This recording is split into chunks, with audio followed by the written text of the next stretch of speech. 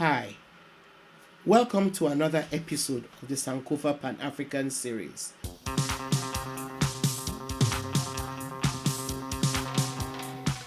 So at the beginning, you talked about the reason why you moved to America with your mom in search of the American dream. So what is the American Dream and Promise Act? So, And DACA and all these things, I mean, they've been in the news a lot lately. What is it? so the Dream and Promise Act is actually HR 6, which is probably one of the most progressive pieces of legislation that has been passed before in the United States Congress during the Trump administration. So the Dream and Promise Act was passed to create a pathway to permanent residency and ultimately citizenship for DACA recipients. And DACA are those children who came to the United States with their parents undocumented, who are contributing to this country in so many different ways, but they just have a work permit and their permit to attend school and to work and so on. And then the act was also to create a pathway to permanent residency for what you call TPS, which are those folks who have temporary protective status. So it's the people that their countries have been hit with some kind of natural disaster or political instability. They come to the United States to seek refuge. And the goal is for TPS, it was an executive order by President Barack Obama. The goal is that once your country reaches some level of stability, you will go back to your country. But what we're seeing is that a lot of those countries, they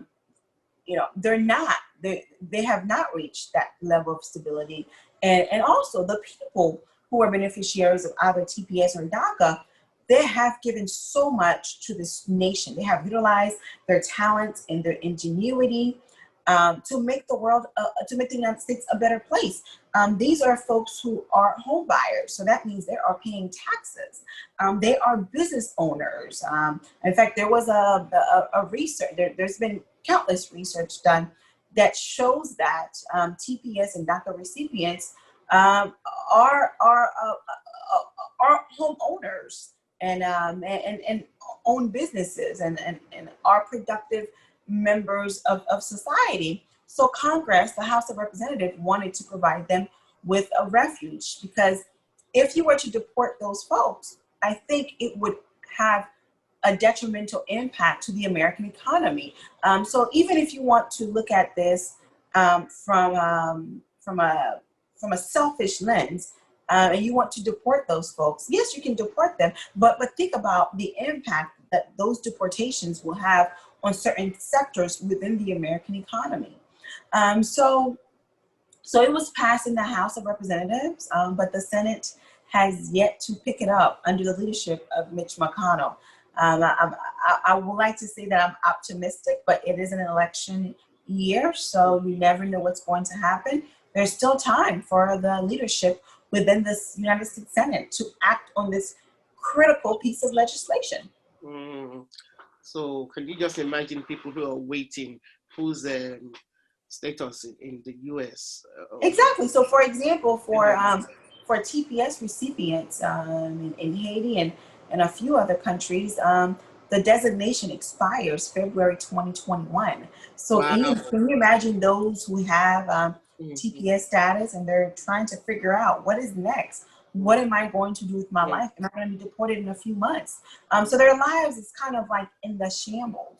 And in the past, what the Department of Homeland Security has done is the department has given them an extension. And I think people at this time, they are tired of extensions. They want a permanent solution, because you get an extension for a year and then a year later, you're back in the same situation you were in a few years ago. So we're waiting on the congressional front. We're waiting to see what the Senate is going to do. But we also have a court case, the Nielsen case, that could determine the fate of those individuals. So we'll see. We're waiting on the legislative process. as well as the judicial process to see what the Department of Homeland Security will do ultimately. Okay, thank you. Now, going back to your work in the way in which U.S. foreign policies, especially aid, impact lives of Africans. Can you illustrate a bit more? Because these are things that I think, African countries need to pay more attention to. Yes. So for example, I think this is the most recent. Well, there's been a lot of things happen, but we'll talk about the U.S. withdrawing from the World Health Organization. What does that mean for the African continent? We know countries in Africa are what you call developing nations.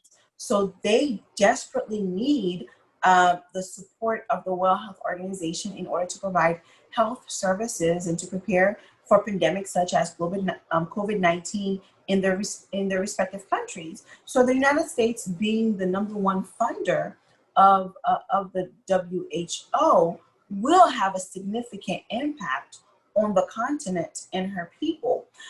So the U.S. administration indicated that it will work with other multilateral organizations to provide the same services that the WHO was providing to countries all over the world. But the reality is the WHO has been around for such a long time, has a very good understanding of cultural practices. Because when you're providing services to countries, you have to understand the cultural challenges. Because without that, you will fail. You have to understand the culture, the politics, and the geopolitics as well. Not just politics of that country, but politics within that region when you're providing services. So it was a decision that I thought initially that the U.S. government was not going to move forward with because it does not serve in the interest of the U.S. Nor developing nations. So I was really, really surprised to see what transpired. So let's talk a bit more about the politics around aid or diplomacy. Maybe not so much politics. How does it work?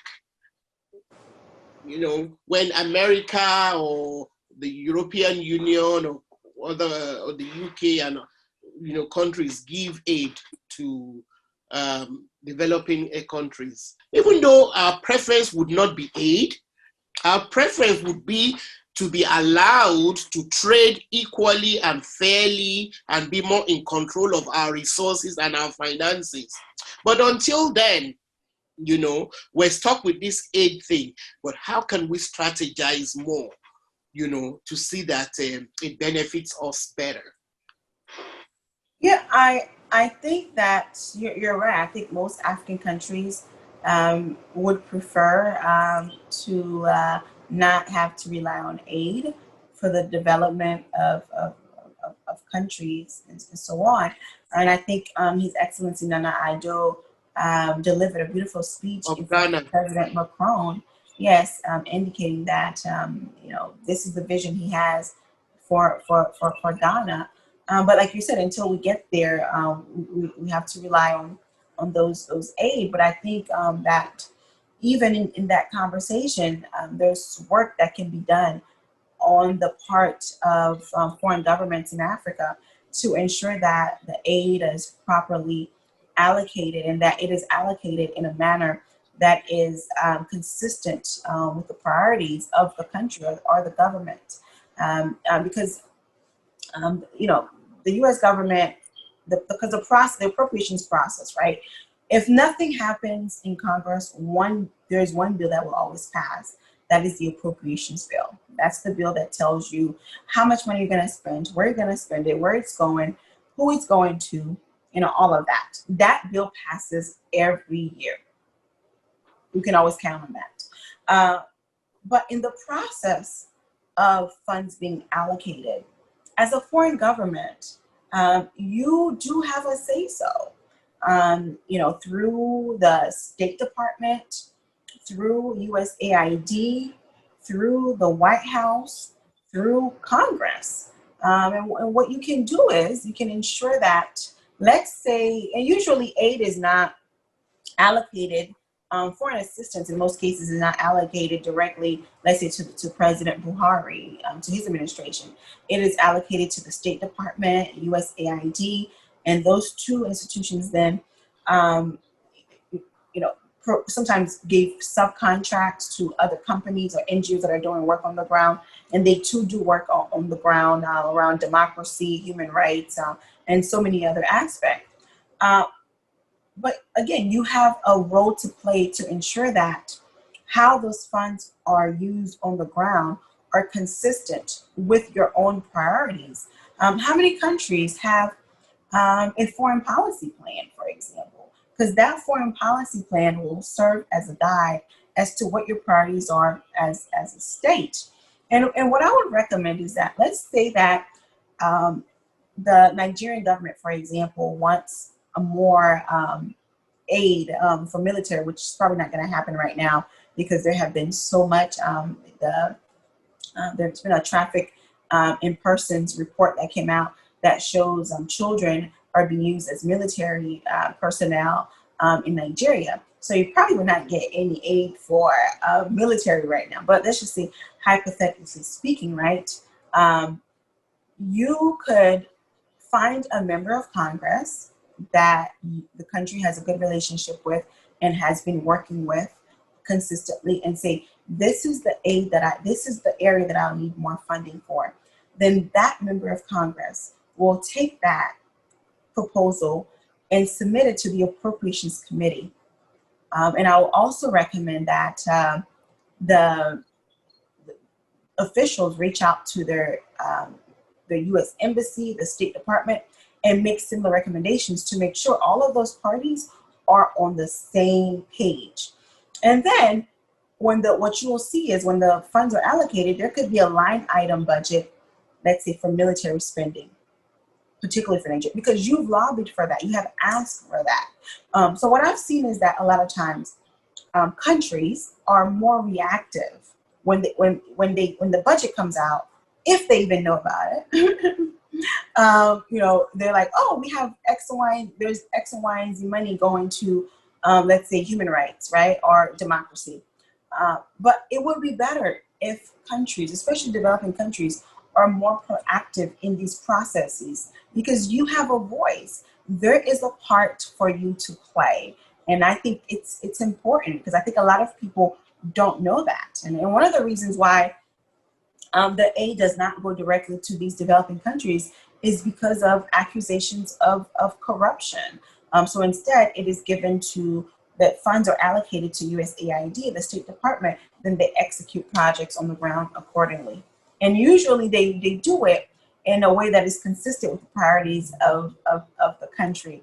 But I would like to see more of a proactive voice in the appropriations process by governments all over the world. Yeah, thank you very much for a very stimulating session, Johanna. I really, really appreciate your contributions. Thank you.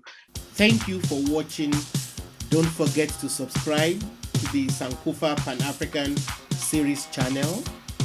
Like our videos, and please share them with your contacts.